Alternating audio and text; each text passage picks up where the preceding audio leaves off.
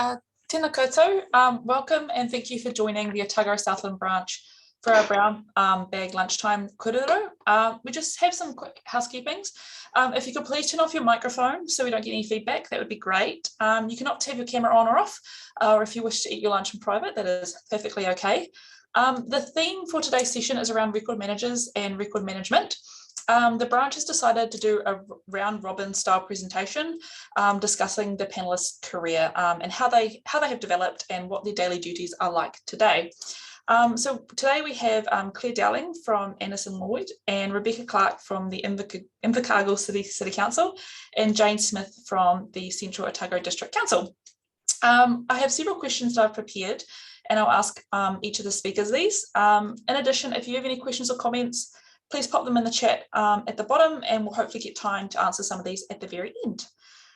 So without any further ado, I will crack into it.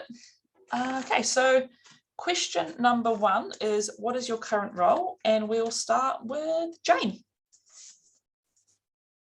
Oh, hi everybody. Well, my current role is, first of all, can you hear me? So I've had some issues with sound this morning. I always have issues with the Zoom, goodness knows why. So yeah, someone's just banged on the door. We just have to. Sorry, someone's just been on our door. My current role is I'm the Information Records Management Lead at the Central Otago District Council. I started off as the Documents and Records Analyst a couple of years ago, which is a kind of a weird title, but it's sort of morphed into a larger role. My background is DHB and health information, so I was the Records and Information Manager at the Southern DHB for quite some time. But my current role is encompasses, I am the System Administrator for the EDRMS, which is Central Docs, otherwise known as Magic Docs. I do the training for that as well. I'm the Lagoima Administrator. I manage information requests. I'm the gatekeeper of archives for CODC. I have delegated responsibility as the Privacy Officer. I oversee the management of the digitisation team. These lovely ladies are actually digitising the property files for the Central Otago District. And this year I was the mentor for, this year I was the mentor for the CODC Management Challenge team that participated in the Australasian Management Challenge for local authorities. That's me in a nutshell. Thank you. And over to you, Rebecca. Hi, everybody. So my current role is as the manager of the information management team for Invercargill City Council. Our scope is the EDRMS and current electronic records and current corporate records, but we also have a very strong archive service that falls under our scope as well. And that archive service covers Invercargill City Council archives, community archives for Southland, and also approved repository records, namely education, on behalf of Archives New Zealand. I'm very lucky to have a large team. There is nine of us in total, covering all of those services, and we're involved in everything from digitisation projects through to currently revising the file plan in our EDRMS. I got started in this area straight out of university, starting with Archives New Zealand in Wellington. 2008, the City Council built an archive facility back in Invercargill, so I came back and that's where I've been. Was the archivist for a good straight 9 years before I had kids, and then put that in safe hands of somebody else, and yeah, now I have my manager role overseeing a larger scope. Oh, excellent. Thanks, Rebecca. So Claire. Thank you. I'm Claire Dowling. I'm the Records Administrator for Anderson Lloyd. We're a law firm with 4 offices in Auckland, Christchurch, Dunedin and Queenstown. We've got approximately 170 staff, so that's about 120 lawyers and about 50 support staff. I'm based in the Dunedin office. On a sort of day-to-day basis, my main areas of responsibility are deeds checking, filing and retrieving, file retrieving, uplifts to other law firms, library book ordering and catalogue maintenance, facilitating training and access, being a privacy champion, answering general historic inquiries, monitoring internal compliance with record keeping and information management guidelines, historic client asset register maintenance and research. And really that means I spend a lot of time checking other people's work, scanning things and answering questions.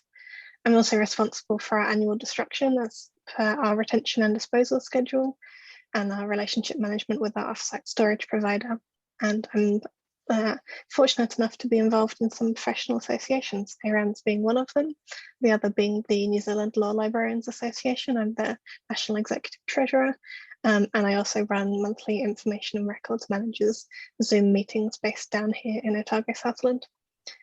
And that's me in a nutshell. Cheers, Claire. So we'll go back to the start of your careers. So how did you get where you are today and what was your career path? We'll go back to Jane.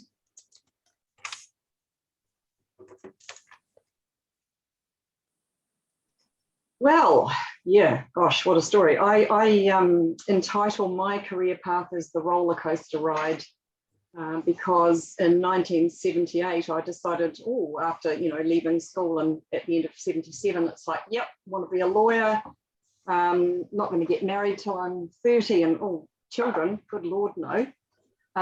So I started off at Otago University, went there for a year as a wannabe lawyer, did legal system and some other stuff and thought, oh Lord, no, having a lecture at 9 o'clock in the morning and then one at sort of 4 o'clock in the afternoon, it just didn't meet the requirements of my slightly obsessive compulsive organisational mind, and did lots of partying, I have to say. So I left university at the end of 1978 after 1 year and just sort of fell into a job in medical records at Dunedin Hospital at the beginning of 1979, which was really the introduction to a whole new world for me, because it was that finding the right place, right time, right information, and suddenly I became Sherlock Holmes, and my passion for documentation and all of the things that go along with it and records management kind of started. And I label my journey as plans, risks and outcomes, because life's what happens to us when we're making other plans. I'd planned on this fantastic career and it's going to be a barrister, etc., etc. But by the time I was 30, I had been married for 9 years and had 3 children. So that, the plan to be a barrister and all that sort of stuff went out the window. I then did some study and I joined the Health Records Association of New Zealand way back in the 1980s, 1979, 1980s. Did some introduction to health records administration and intermediate and advanced papers, including medical coding, which again, it sort of ignited a passion, and that was my introduction to ICD-8, International Classification of Diseases. Sorry, I'm kind of waffling here. Just tell me if I'm going on too long. But again, it's like that roller coaster. Left Dunedin at the end of 84 with a 5-week-old baby, moved to Christchurch because I was married to a banker. And sort of 5 months after my daughter was born, I was, climbing the walls, didn't know anybody in Christchurch. Got a job as a medical coder at Christchurch Hospital with the Chief Medical Records Officer. I then moved into the Assistant Medical Records Officer role at Princess Margaret in 1985, 1987, pregnant again, 8 months pregnant, moved to Greymouth. This is all because I was married to a banker and we were sort of going around the country because of his career. But because I was a coder, I did manage to sort of slot into anywhere that we went, except Greymouth, because they only had 2 people in medical records in those days and didn't need a coder. Back to Dunedin in 88. There was a family member who was unwell, so we went back to Dunedin, went back to coding, back to Dunedin Hospital, another baby in 1990, then went to Christchurch in 1992, same thing, kind of fell into a role, 92 to 96, Christchurch, then went to Whangarei as the coordinator of clinical records and coding up there, and travelled around in the northern region, which was very, very interesting. back to Dunedin in 2001, straight back to Dunedin Hospital, back into the old role as a contract clinical coder for 3 weeks actually, but was offered the combined team leader of clinical records and coding role there. And then through a sort of succession of DHBs merging and goodness knows what over the last sort of 20 years, eventually became the district manager of clinical and corporate records at the DHB, which was my last role. And then 2 years ago, decided, my husband had a job up here in Cromwell.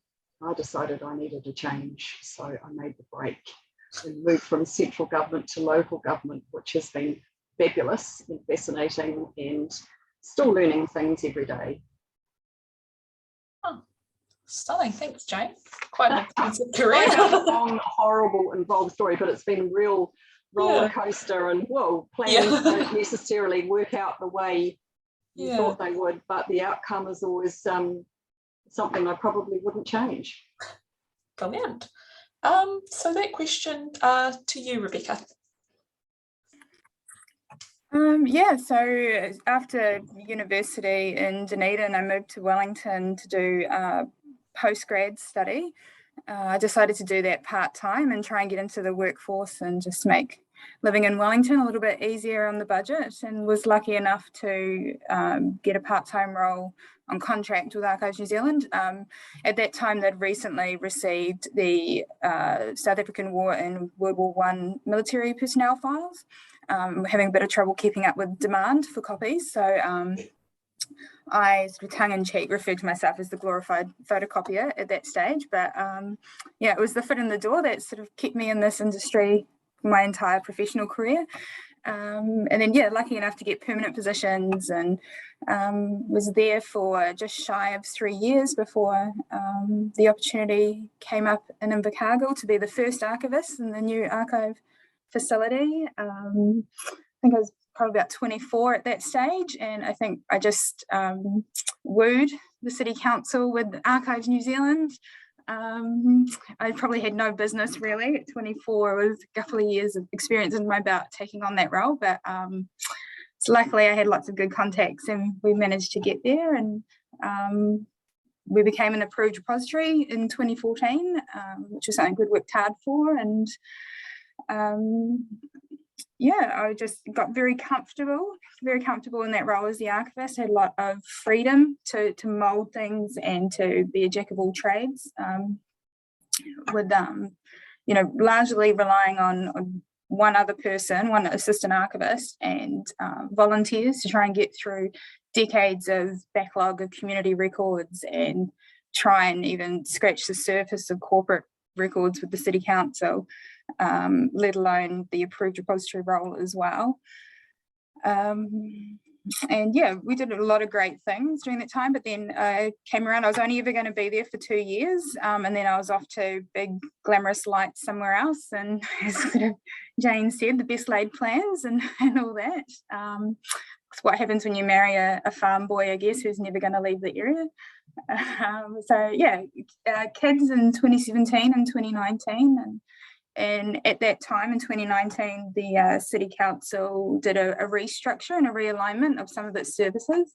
So previously our archive service was aligned with the library, and they realigned it to be with the corporate records, and to shake off some of some old hangovers and old perceptions, we rebranded from records and archives to information management, just to really acknowledge that larger scope of actually information is everywhere, and we need that larger view, and not to pigeonhole us into our literal basement that we have in the administration building.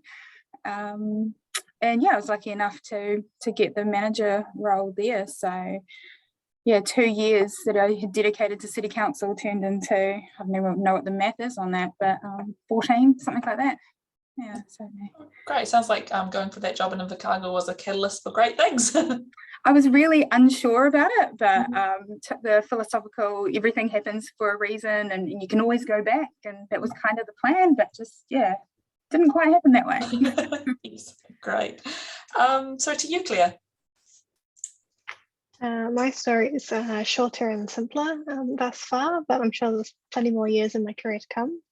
I have a history degree with a major in history and a minor in social anthropology, which I got from Massey University in Auckland. And when I was finishing up there, I couldn't figure out what I wanted to do next. I always liked research and finding out information, but I didn't know how to use that because as far as I could see, the only sorts of research were scientific research, and that's not my kind of research. Whilst I was studying, I was working part-time at Whitcoulls, but there weren't quite enough books for my liking. It was more of a general stationery, games and bookstore, not just a dedicated bookstore. After talking to one of my lecturers, I ended up going to visit Archive New Zealand in Auckland, talk to the chief archivist, the regional archivist Mark, and have a tour. And it really sort of ticked all my boxes of things that were interesting. And it turns out that waxed boxes smell nearly as good as new books. So this is a good start. I was lucky enough to get a couple of months fixed term work there and then use that as a catalyst to apply for the Open Polytechnic Diploma in Information and Records Management. So I did that whilst studying and working part-time for a couple of years. Once I got that, I was able to do a bit more work at Archive New Zealand, and then I was looking for full-time employment. I managed to get a job at Halls Transport in the Auckland head office on a fixed-term contract describing their current holdings and transferring them to offsite storage because they needed someone to deal with the project for a few months. And that enabled me to look for jobs further afield because we wanted to leave Auckland and move down to the South Island, particularly to Dunedin. And the strength of my previous records management project experience got me my job at Anderson Lloyd, which was project-based and then transitioned into my current day-to-day role. And after a few years there, I started the postgrad certificate in information studies from Victoria University, which I did part-time whilst working full-time in sort of 2017, 2018.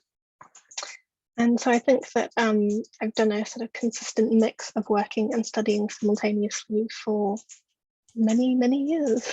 And it's quite weird having a break from studying at the moment. So yeah, that is me so far. Sounds like you have an excellent foundation. It keeps on growing. Perfect. So now we'll get into the nitty gritty and what is a typical day for you? So we'll go back to Jane. Oh, wow. There's really no typical day, I guess. What I'm spending an awful lot of time at the moment on administrating the GOIMA requests or the OIA requests, particularly we've had an influx of requests around my vaccine passes and all of those things related to COVID. But a typical day for me would be lots of Teams meetings at the moment because our council is still working sort of 50-50, 50% at home, 50% in the office, so we've got a roster. A typical day would be doing some IRM induction for new users, new staff members, and training on the EDRMS. Some days I go out to the archives repository at Ranfurly, and I think Rebecca mentioned disposal. Did you mention disposal? I do the disposal as well. I think you mentioned that as well. I do the physical disposal of records because when I came into this organisation 2 years ago, there had been no destruction of physical files for 8 years. So there's quite a lot of stuff to be sorted. What else do I do? I receive all sorts of weird information requests internally and externally. I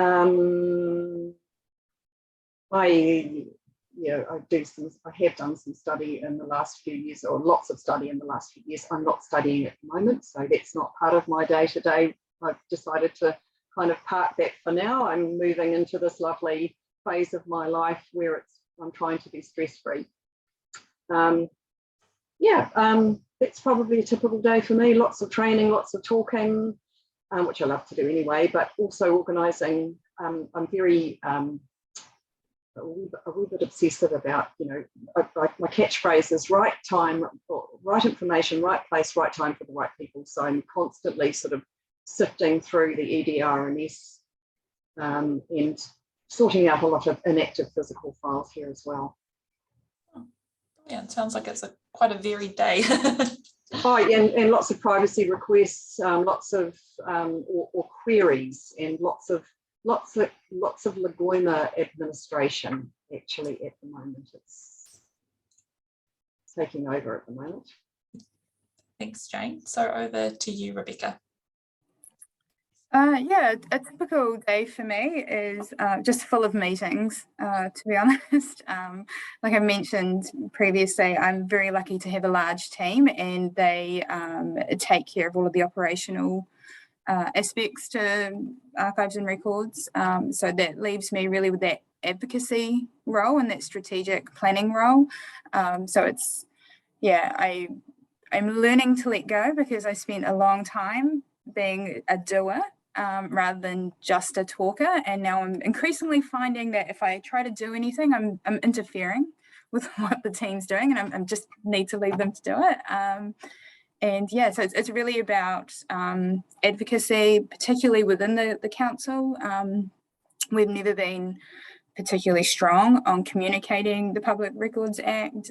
Even staff members who have been here for 20 years, you know, me talking to them about it is often the first conversation they've had, or the first conversation they've had in 10 years. And so they've all forgotten what it's all about. So it's really just that education role. I'm muscling my way onto different governance groups to make sure that the IM perspective is considered, and just working hard to try and get departments out of thinking in silos and thinking as the larger one council. So yeah, I spend my day talking. Brilliant. Thanks. Sounds like there's a lot of education that goes on there as well. Brilliant. Okay, and on to Claire. I'm much more in the day-to-day doing things side of life. I'm not really sure there's such a thing as a typical day, but there are things that I can anticipate that I will need to do based on the requirements of the firm. For example, every other week, because this is a shared task with a colleague, we check the death notices against our client database to see if any of our clients have died, confirm matches with the estates team, and update the entity information to show their date of death. So I do 1 week, my colleague does the other week, and then we trade off. So it means it's always covered. So if one of us is on sick leave or on holiday, someone will make sure it gets done. Receive new deeds from the legal administrators and lawyers in the firm, check they've entered them correctly per our policies and procedures, and check that they're signed, including extra checks for wills and enduring powers of attorney, packet and label them and file them in the deeds room. I also occasionally am interrupted by my cat, but that's only when I'm home, like right now, and not in the office. She doesn't come to work with me. I also monitor our internal system for retrieval requests, retrieve files from offsite storage, library items, deed requests. Those used to be almost daily, but as we've gone increasingly electronic only, we get less and less physical retrieval requests, so a lot more electronic, which is good. I also am responsible for authorities to uplift, which is when clients leave the firm, generally because they've moved house and they want a lawyer who's local to them now.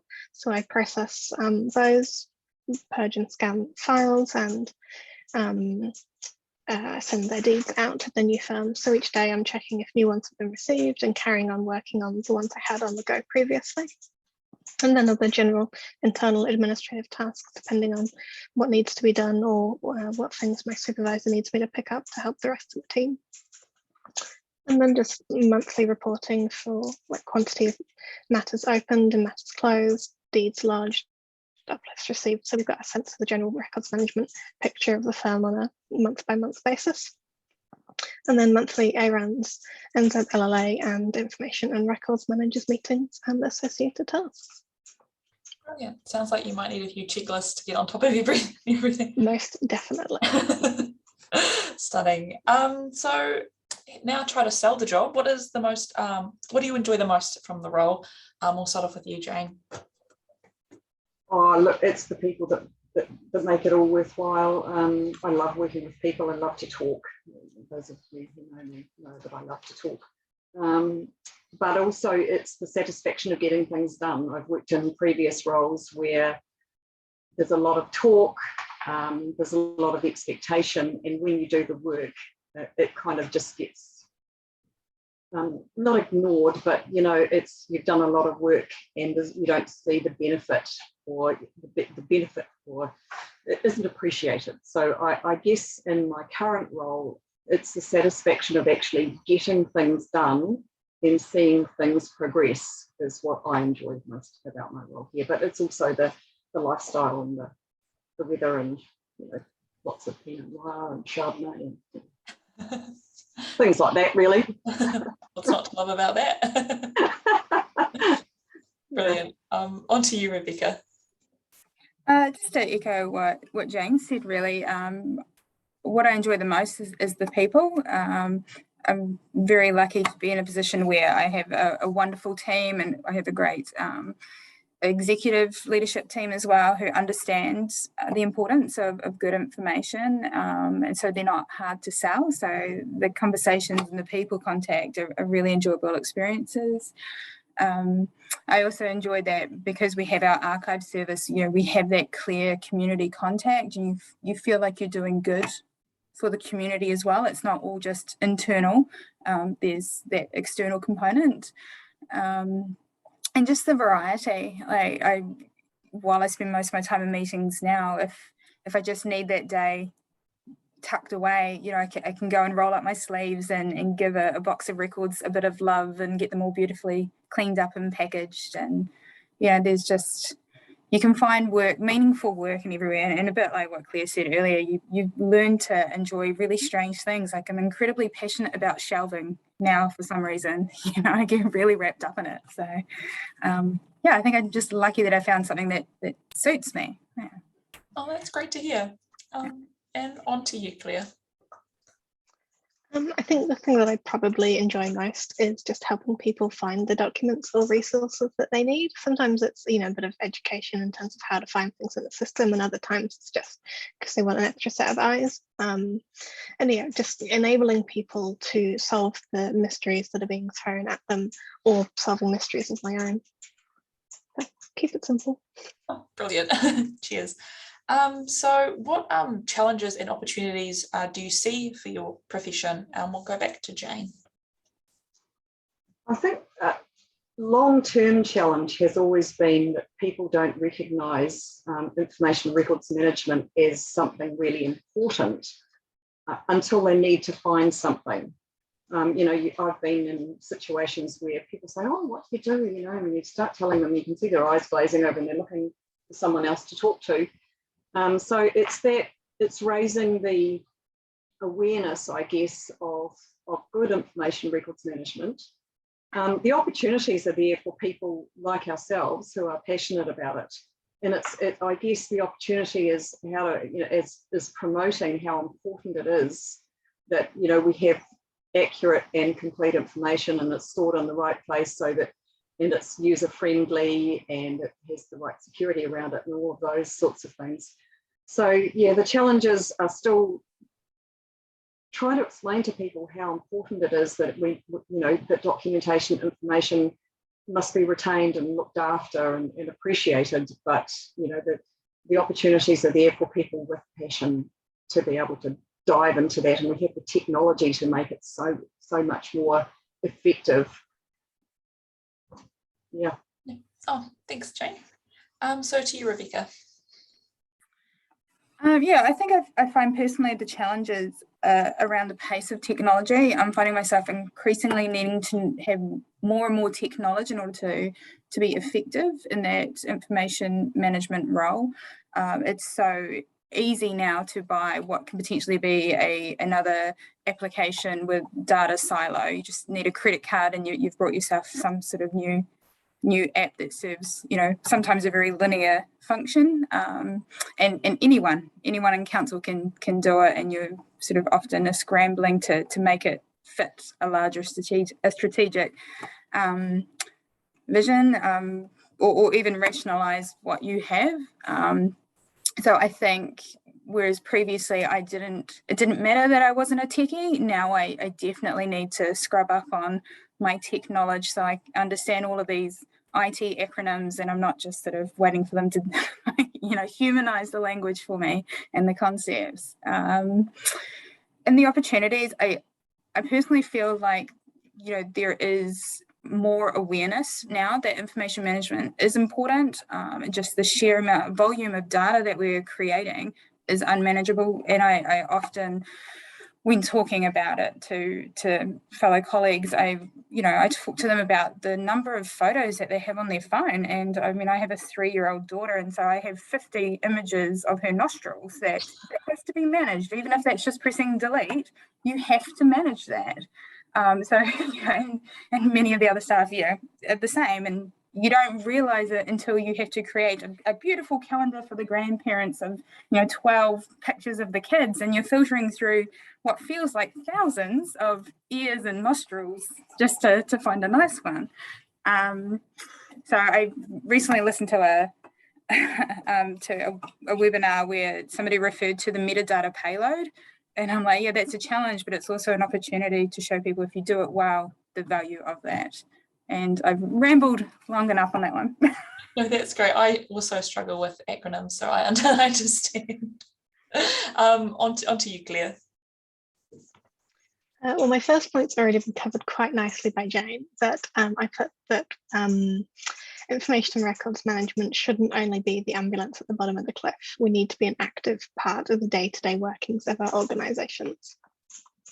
And then I have a few other points. So from a librarianship perspective, this is definitely a challenge. I have difficulties in sourcing ebooks when I need them to be widely available for the firm as a whole, not tied to a specific individual, because I need resources to be as accessible as possible for all staff, regardless of where they are. And that's definitely a challenge as we're trying to go more electronic focused. I'd say that in general, both in records management and in law librarianship, succession planning is a difficult area.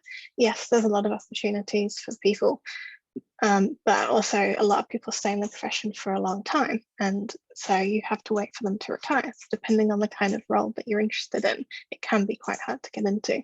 And we need to do more to encourage younger people to develop an interest and recognise their potential in this area and make jobs available for them, so that we have some long-term succession planning going on. And then the final thing is oddly specific, but we're quite good at that here. For me, it's kind of a challenge and an opportunity that there's no formal retention and disposal requirements for law firms. We're not subject to the Public Records Act or the Local Government Meetings and Official Information Act. We are subject to financial record keeping requirements from the IRD and the Lawyers and Conveyancers Act, but in terms of general client file retention requirements, it's up to us to set our own rules, which is good and bad.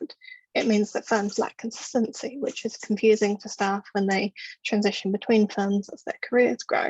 But then it also means that we have the opportunity to decide how long we want to retain things for, as is important to us.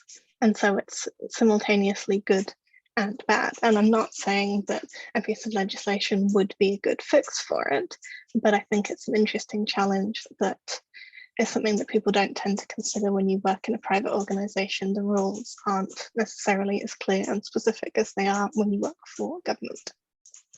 Yeah, that is an interesting point that you raised. I never actually thought about that. Super. So our next question is, what is one thing you wish you would have known before you started out? We'll go back to Jane for that one first. Oh, look, I think it's probably related to technology. You know, as a youngster, in 1979, I had no clue. I didn't know about computers or what would happen. Here we are sitting in 2022, and we're all meeting on a screen. I wish, in hindsight, maybe hindsight's a marvelous thing. I wish I'd known more about technology in those days, but I did learn along the way, and I guess that's part of the whole experience, that you do learn as you go away, and you take on the challenges and opportunities. But yeah, there were lots of things I wished I'd known when I started, but I was green as grass really, and here I am today. Brilliant, thank you. And on to Rebecca. Yeah, I think I wish I had somebody just tell me, don't get comfortable, as strange as that may sound. I definitely did get comfortable, and in some ways feel that I'm scrambling in my current role to make up for not, I guess, keeping up with learning. You know, I had my zone, and I was really good at that zone, and it was, you know, like I say, comfortable. But when you're ready to move on, you know, everything moves at such a pace that you can't stop. You've just got to keep going. And for me, I turn that into don't get comfortable. If you start feeling comfortable, you're missing something. Something is happening out in the world, and you're going to be behind if you don't go and find what it is. So, yeah, I wish somebody had told me that. Maybe some great advice there. And on to you, Claire. So my thing that I wish I'd known when I started was don't be afraid of joining professional associations. They're useful places to meet people and continue professional development. They're great for brainstorming, especially to get different perspectives from outside your organisation. And it just gives you a wealth of opportunity in terms of resources that you can contact when you get stuck with something. They don't necessarily have to be strictly other records managers. You know, archivists are great sources of information, or other law librarians. I've tapped the Law Librarians Association for so many queries over the years, and we all do. And I think that I would have benefited from that earlier in my career if I had recognised the importance of that, and just developing a network of people that you don't feel afraid to ask dumb questions to, because they're not actually dumb questions. So join professional associations and meet people, even though it's scary, because I did benefit from it, and my younger self would have as well. Yeah, I think there is that sort of value in networking within any sort of profession. Really, there's quite a valuable, it's quite a valuable thing to have in the back pocket. So the final question I have here is there a key moment in your career that you will always remember? So back to you, Jane. Oh, there are lots. I probably shouldn't mention, I had a manager in Southern DHB who was a very interesting character, and an interesting soul. I learned a lot from him, and he did something a little bit controversial. So that was a key moment in my career. I guess changing career paths was a key moment. You know, in 2020, and I'm a quote person. I send out a quote to my staff and colleagues on a Friday. I've done that for a very long time. And one of my quotes is, the first step towards getting somewhere is to decide that you're not going to stay where you are. And in 2020, I'd sort of got to the point where I thought, I'm, you know, not enjoying what I'm doing. I don't feel like I'm achieving what I need to be achieving. So I decided to change careers, literally, and move from central government to local government. So I did that, and actually moved to Central Otago permanently, and we've had holiday homes here since 2009, but moved on level 4 lockdown day, the 25th of March. So that was a defining moment. We got here after 2 round trips with trailers and cars and goodness knows what at 10:30 on the 25th of March, and we were going into level 4 lockdown at 11:59. So that was the most stressful week of my life. So that's probably the thing that I'll remember most. And I continued to work for the DHB for another month, although I was supposed to finish that Friday, but because I couldn't do a physical handover, I worked at home. And then the 28th of April, started working for CODC, which was an absolute revelation. It was fabulous, great systems. And I guess my another revelation was that you can teach an old dog new tricks. I've learned so much since I've been here in the last few years. So kind of that's the thing I'll remember. And I really appreciate the opportunities that I've been given in the last couple of years. Brilliant. Some great insight into your career there, Jane. On to you, Rebecca. So one of the career memories that always comes to the front when I try to bring up something it was about 6 years ago now, and we were transcribing a series of war letters to commemorate the centenary of World War I, and one of the local high schools brought in a group of about, it must have been 6 or 7 14-year-old boys, and these were the troublesome boys. It was basically just to get them out of the school, give everybody else a break from them. So they came for a visit to have a look around the archive. And they were, as you would expect, twirling around on chairs and goofing around a bit. And when I actually got them to sit down around this table with these war letters and other ephemera, we had little mini photograph albums that one of the soldiers was quite a prolific photographer, and for as long as he could be. And I just started telling them about their stories, and it was like a wave. You could see them. It just sort of swept over them, that they started paying attention. They stopped twirling around.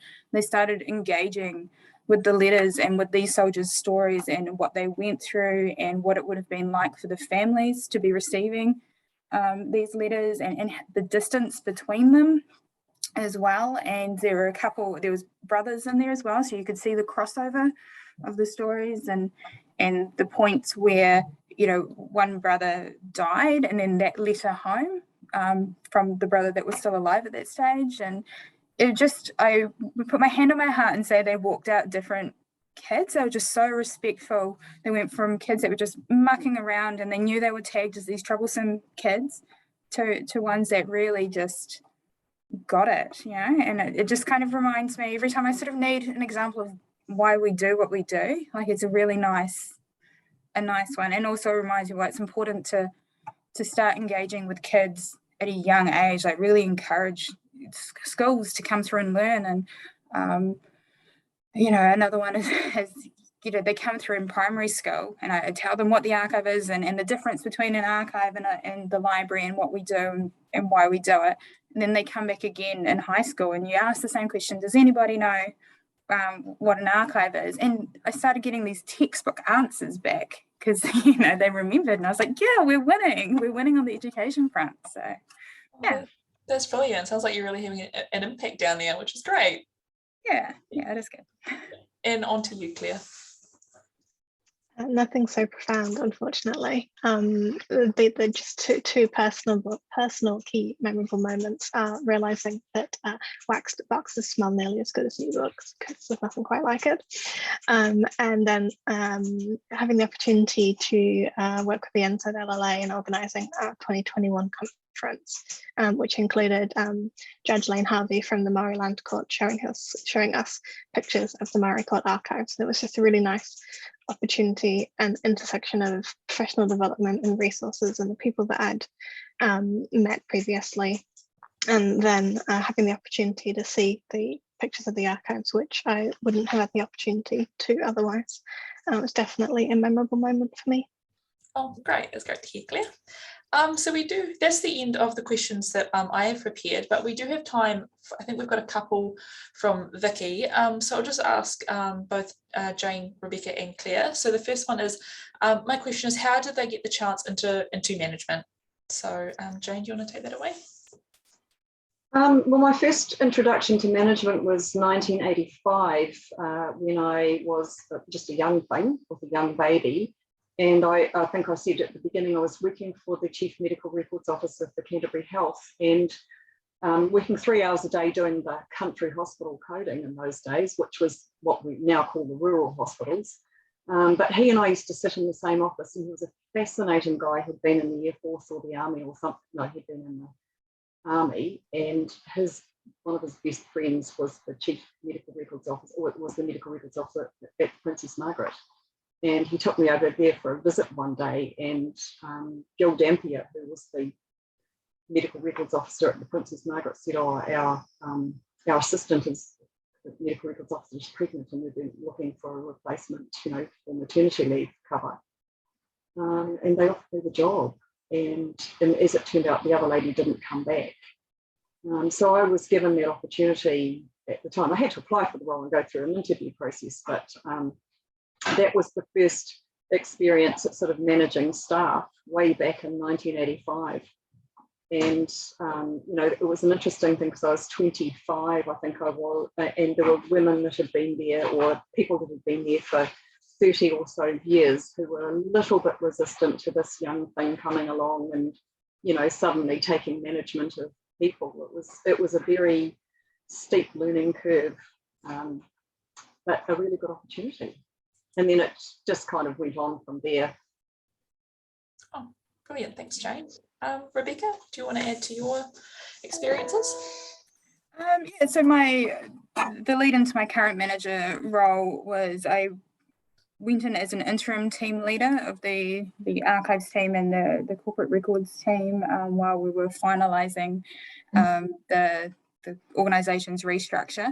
And at that time, we were getting essentially a new sweep of executive leaders coming through, group managers. And I, was, because of that interim role, I was lucky enough to have the executive's direct ear, and the same as Jane, like I needed to go through the interview process, application and interview process, but I guess that previous relationship helped as well, because it, in a lot of ways I feel like, they've taken a bit of a punt as well, because it's a big job, and there was certainly, great competition for the role, but I think if you just being vocal and showing that you're passionate and driven about the area, I think definitely helped.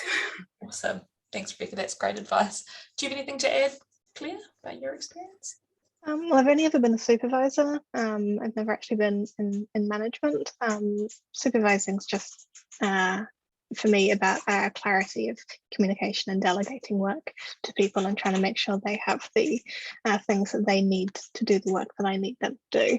But in terms of how I got into management, as I haven't got there yet, I can't tell you. I don't have a crystal ball, but maybe ask me again in another 10 years or so, and we'll see what I say. I'll keep that in mind.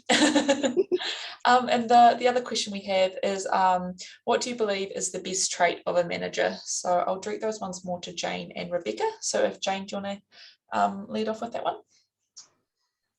Ooh, that's an interesting question, because it's, I personally believe, and this is probably quite controversial, that anyone can be a manager. It's about being a leader. Anyone can manage documentation or records or whatever, but for me, it's about the people, and it's about leading people or managing people to make them work for you. So it's about setting the standard and practice what you preach, and be firm but fair. Yep, great advice. And Rebecca? For me, a great manager is someone who takes more that coaching approach. I don't like being micromanaged or dictated to, so I don't do that to other people. And I think just also empower those working for you and with you, that to do their job, that they don't need to check in every couple of minutes, or that they know what they're doing, and they have a great knowledge base. And I'm just about, like I said earlier, not interfering, like get out of the way. So thanks, Rebecca. So as there's no more questions, that brings us to the end of the session. I would like to thank Rebecca, Jane and Claire for joining us today and answering some of my questions. I'm not sure when the next kōrero is, but I'm sure Aaron's will keep you guys updated. So thank you very much. Enjoy the rest of your wonderful Wednesday. Thank you for having us. Thank you. Yeah.